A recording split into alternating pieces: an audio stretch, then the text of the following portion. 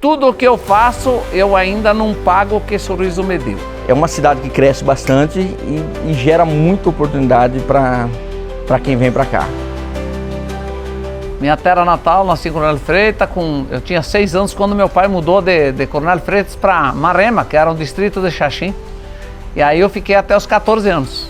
Na roça desde criança. Eu com 6 anos lembro até das enxadas que o pai dava para as crianças capinar debaixo da pareira e no meio da cana. Era o serviço das crianças. Eu ia completar 16 anos no mês de maio, eu fui dia 4 de fevereiro. Eu comecei a trabalhar num posto de gasolina de lavador de carro. Eu começava de manhã, o posto abria às 6 horas, né? E fechava às 8 da noite, mas eu só trabalhava até às 6. Às 11h15 eu ia almoçar e voltava meio-dia. 10 para meio-dia eu estava de volta para o meu patrão e eu ficava no posto junto com o filho dele que ficava, se vendesse algum combustível. Nessa hora de meio-dia eu aproveitava ainda e engraxava algum sapato de algum motorista. Eu tinha uma caixinha de engraxar sapato que eu tinha ganhado dos filhos do meu patrão.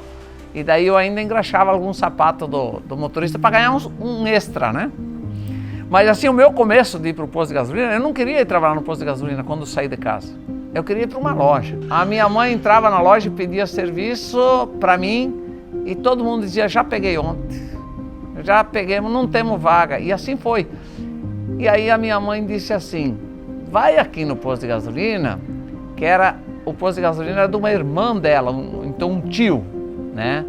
E o seu Hilário é o esposo da Dona Pedrinha. Dona Pedrinha é viva até hoje e bem de saúde.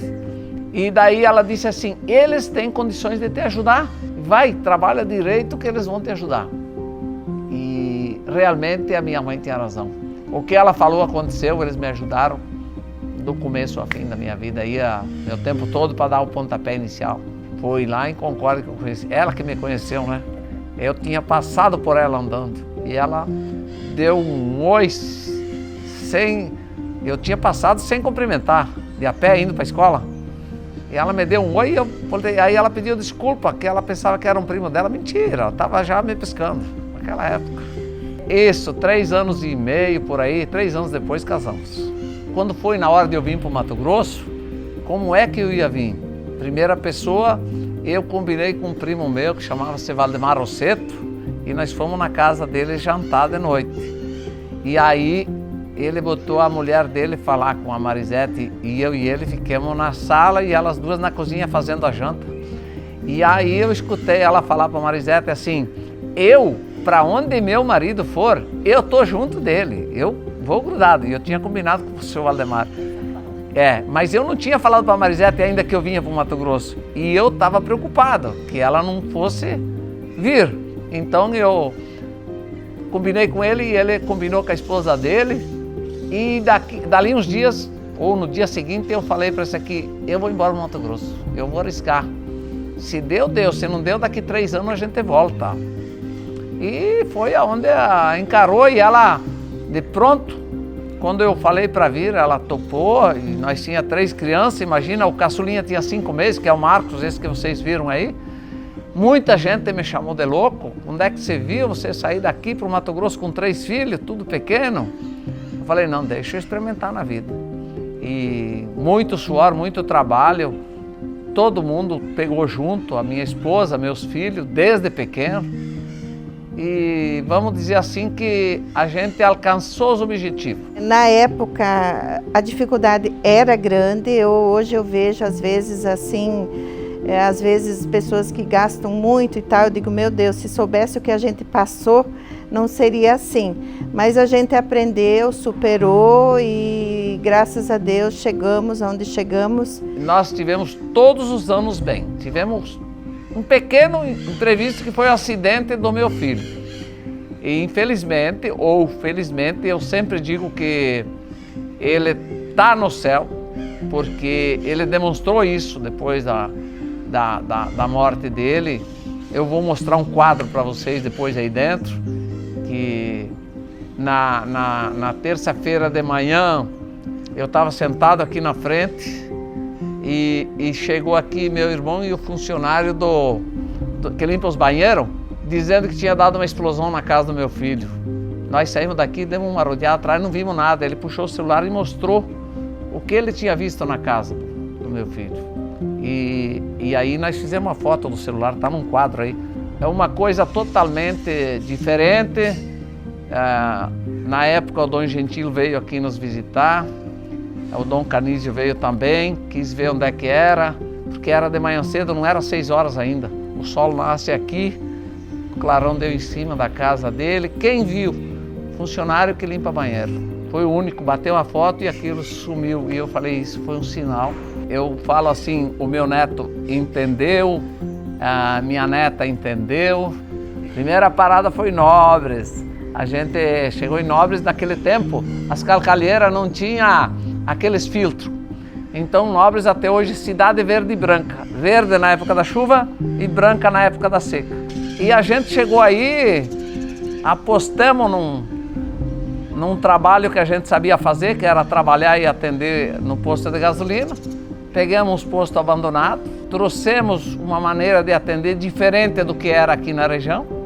A gente passou o caminhão que encostasse, o automóvel que encostasse, nosso serviço era lavar o para-brisa e sinaleira. E com isso era um trabalho diferenciado, porque os caras encostavam no posto, mal e mal o pessoal bota combustível e não fazia nada disso. E a gente começou fazendo o atendimento. O início, como era um posto fechado e que ninguém mais parava, de manhã cedo nós pegava a cuia de chimarrão, a garrafa térmica, e ia na beira da estrada. Quando passava um caminhão, nós erguia a garrafa, erguia a cuia. E o cara abria a buzina, aquela de correntela, puxava a correntinha. Na volta, ele parava para ver quem era. E aí, quando ele parava, nós lavava o para-brisa, lavava a sinaleira e lavava os farol. Ele abastecia e voltava a abastecer de novo. E a gente conquistou a clientela dessa maneira no início. A gente conseguiu chegar até no Mato Grosso, porque o meu patrão, seu Hilário Bazejo, ele deu oportunidade para mim vir para o Mato Grosso junto com o filho dele. Aí, na ocasião, o filho dele, por motivos particulares da família dele, não ficou em Nobres morando. Foi morar em Cuiabá e vinha de vez em quando. Até que deu oportunidade para mim vir para Mutum e eu liguei para ele, olha, tem uma oportunidade de pegar um posto só para nós em Nova Mutum, e aí eu vou para Nova Mutum e daí vocês ficam em Nobres. E ele me disse, não, tu fica em Nobres se eu te ajudar, que eu tenho um contrato para assumir ali e daí você assume Nobres. Ah, se vocês me ajudarem, eu fico com Nobres. Aí veio ele, o outro filho dele que morava em Juruena na época, o Almir, e o Darcy, que era o que estava ali, que tinha parte até então.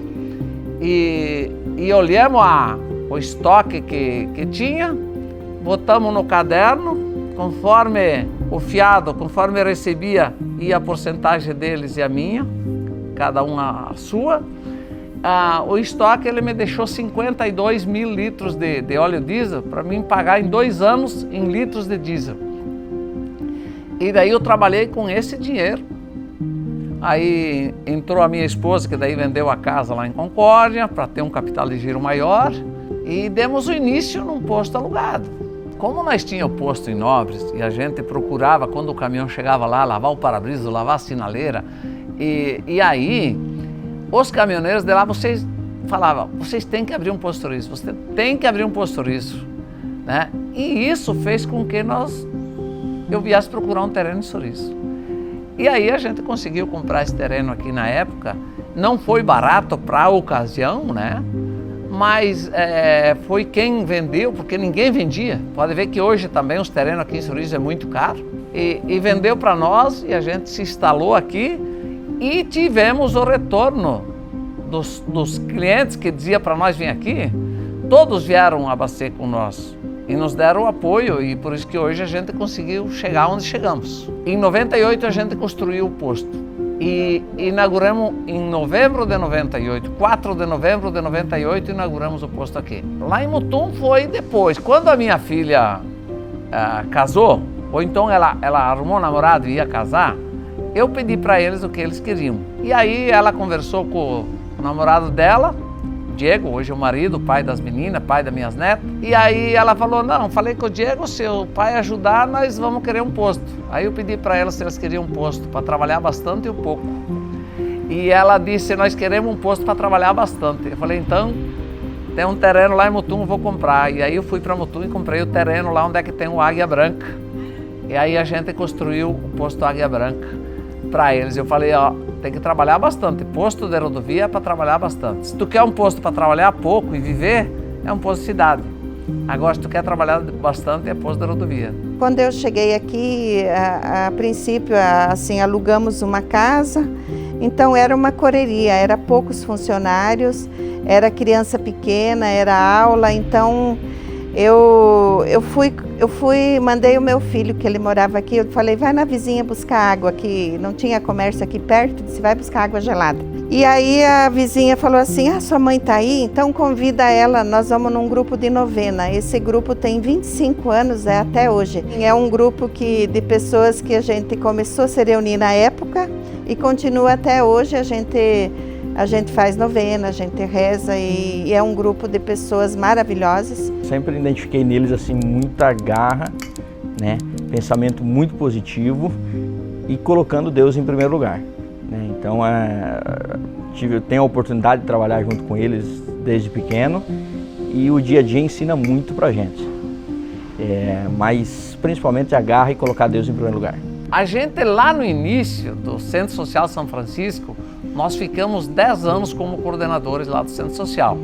Então a gente naquela época, eu até dizia que eu vinha para o posto de manhã e eu ia para o Centro Social todo dia. Todo dia eu ia lá dar uma volta, todo dia de manhã.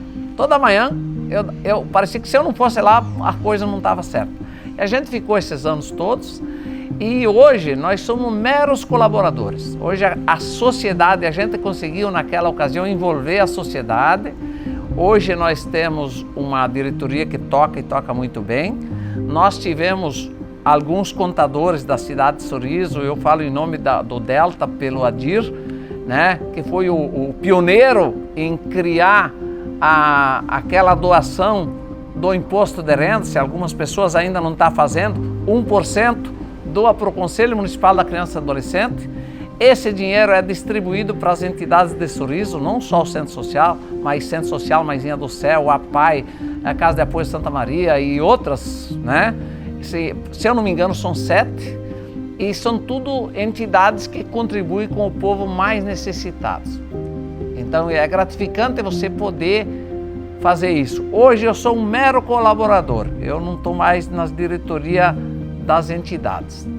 Sim, eu acredito que não adianta você pensar em crescimento, pensar em fazer algo, se você primeiro não pedir a proteção divina. Nós nunca fizemos nada se não fosse primeiro parar, pensar, refletir, pedir em oração a proteção divina.